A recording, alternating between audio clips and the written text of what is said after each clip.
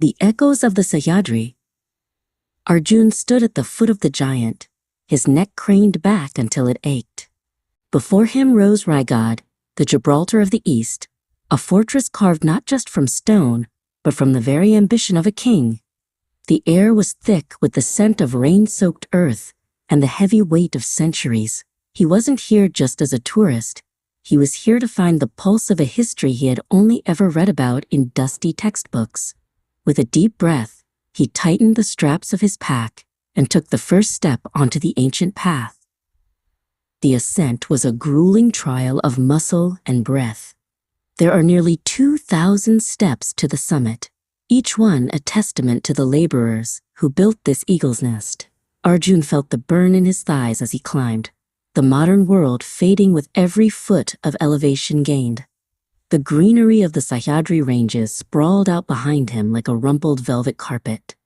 He felt small, a mere speck against the backdrop of a landscape that had seen empires rise and fall like the morning mist. At the Maha Darwaja, the Great Gate, Arjun met Kedar, a local guide whose face was a map of wrinkles and stories. Kedar touched the massive, iron-spiked wood of the gate with a reverence that silenced Arjun's heavy breathing.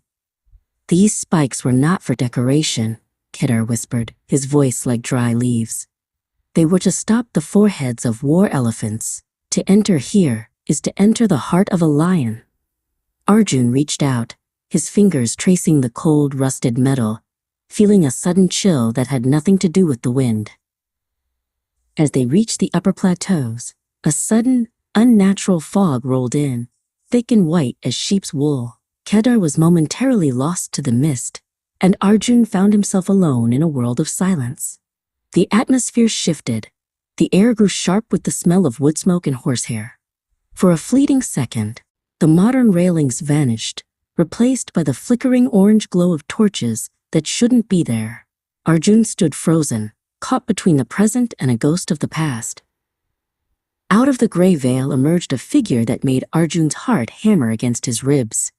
It was a man named Malhar, dressed in the quilted tunic and leather belt of a 17th century Mavala warrior. His eyes weren't those of a ghost, but of a man weary from a long watch. Malhar didn't speak, but he gestured for Arjun to follow him toward the ramparts. Arjun, driven by a curiosity that outweighed his fear, stepped into the stride of a man who had lived 300 years ago. They reached Takmak Tak, a sheer cliff that plunged thousands of feet into the abyss. This was the punishment point where the treacherous met their end. Malhar stood at the very edge, his silhouette sharp against the churning clouds below. He looked at Arjun and pointed toward the horizon, where the sun was struggling to pierce the gloom. A kingdom is not built on stone, Malhar seemed to project, but on the heights of one's resolve. Arjun looked down into the void and felt a terrifying, exhilarating sense of vertigo. The mist began to swirl and retreat, and Arjun found himself standing in the ruins of the Bazaar Peth. The long rows of stone pedestals, once vibrant shops of a bustling capital, stood silent. But through his connection with Malhar, Arjun could almost hear the phantom haggling of merchants and the ring of blacksmiths' hammers. He walked down the wide central street, realizing that this wasn't just a ruin. It was a skeleton of a dream that had once breathed with the life of thousands. Finally, Arjun reached the Raj Sabha, the royal court. The centerpiece was the majestic stone throne of Chhatrapati Shivaji Maharaj, facing the sunrise. Malhar was gone, but his presence lingered in the stillness. Arjun stood before the empty platform, the sheer scale of the hall echoing with the gravity of the decisions once made here. He realized that the adventure wasn't the climb or the height, but the realization of the enduring spirit that had built such a place against impossible odds.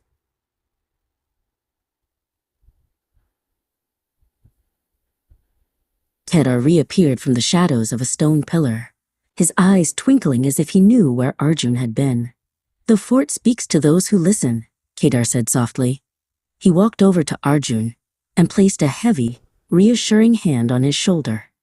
They looked out over the battlements together, watching the shadows of the mountains stretch across the Konkan plains.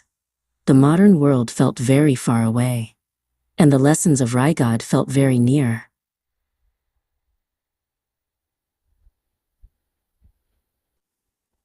As the sun dipped below the horizon, Arjun began his descent.